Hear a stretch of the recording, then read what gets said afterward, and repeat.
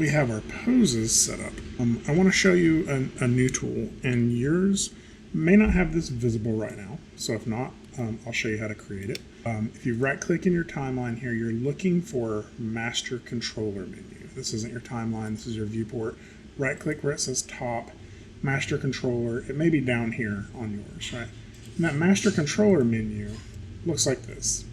So a master controller is a sort of like a user interface that allows you to control animation. And what I want, and what it's usually based off of is keyframes, like what we've just set here. Right? So I'm going to highlight all of these keyframes that I've met, and I want to make sure I get them all, or this won't actually work. And I'm going to click on this master controller button right here. Or I'm sorry, this is the master controller button. This is the grid wizard. This is a slider master controller. So if I click on this slider wizard, I'm going to make sure horizontal layout is checked. And then I want to check down this drop-down list here. And really, I want to make sure that all of these have everything on them. And they should. Position, scale, rotation, skew, right? But I like to just click out on them. This is just a drawing, so the drawings will say red. So I really just want to make sure that the pegs have like all of those on them. But if they do, and it seems like they do, just double checking. I don't. Yep. And last one. There we go. I'm just going to highlight everything here. Right. And so this is actually a tool that used to be, the only way you used to be able to make this is by writing a script. And what this tool actually does is just write the script for you.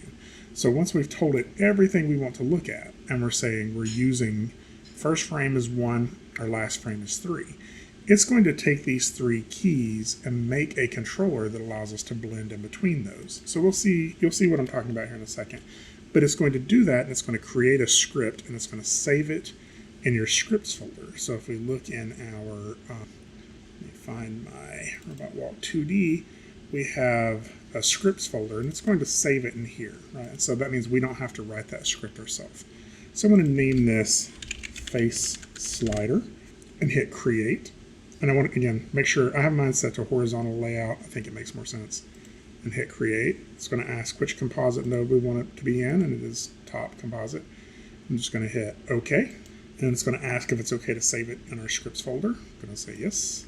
And it created this tool right here. And so now using my transform tool, I can slide this from side to side and get that feeling of just a little bit of head turn as my character's walking.